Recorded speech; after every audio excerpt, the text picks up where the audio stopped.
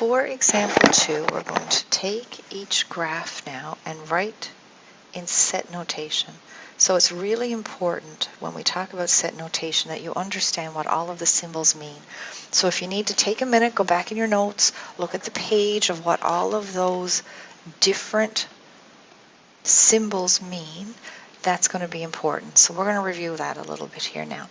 So set notation, and since we're talking about domain, it will always be for the x-axis or the independent variable. So if I look at my graph, it starts at -3, it ends at 3, so it has a definite beginning and a definite end. So for my set notation, I always use these curly brackets. And if you have trouble drawing the curly brackets, just put a regular bracket and a line there, and I'll know what you mean. So it starts with our set notation, and since it's domain and there's no letter specified, I'm just going to use x. So we say it's the set of x, and then our slash, such that. If our graph has a definite beginning and an end, I'm going to put my smaller number, the one on the left, first. I'm going to put my larger number, the one on the right, last. I'm going to trap all of the numbers in between here and call them x's. If I put my lower number on the left and my higher number on the right, the symbol that I use here will always be less than, less than. So I'm saying -3 is going to be smaller than any number in this list, and the numbers in this list will be smaller than 3. What I need to determine is, does the -3 count? Well, if this is a closed dot, -3 is included, and I need to show that with the equal sign. The same with the 3, we've got that solid dot, so 3 is included. I write my comma, and then I have to say, where do the numbers x come from? Since this is continuous data, we're going to say x belongs to, so is an element of, and then the real numbers because the graph was connected.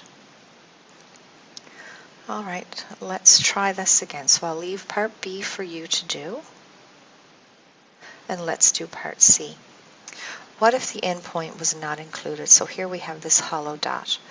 It means that you can get as close to you want to that -3 value, but -3 will never be included.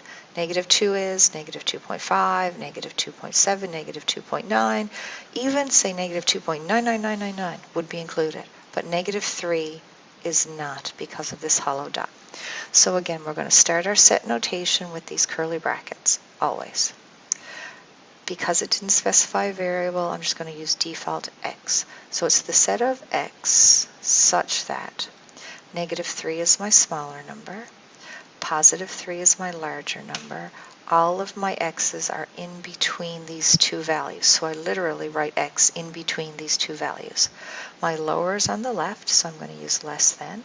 My higher number is on the right, I'll use less than. So -3 is smaller than all the numbers in my list, and all the numbers in my list are smaller than 3. So now we need to decide. This endpoint -3, hollow dot, not included, no equal sign. 3, solid dot, 3 is included, it needs an equal sign. Then we tell, where do these numbers come from? Well, all of the x's that are in this list belong to real numbers. This data is continuous. I connected all of the points. I'll leave D for you to work at as a your turn, but I do want to do part E where we have 2 hollow dots. So we're going to start again the same way. Always draw your curly brackets. X, since it doesn't say, the set of x such that x is trapped between the -1, it's trapped between the 4, and because the data is continuous, I can fill in x belongs to real numbers.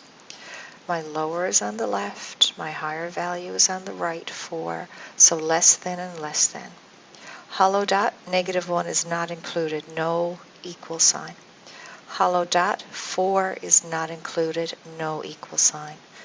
This is my set notation complete for that particular graph.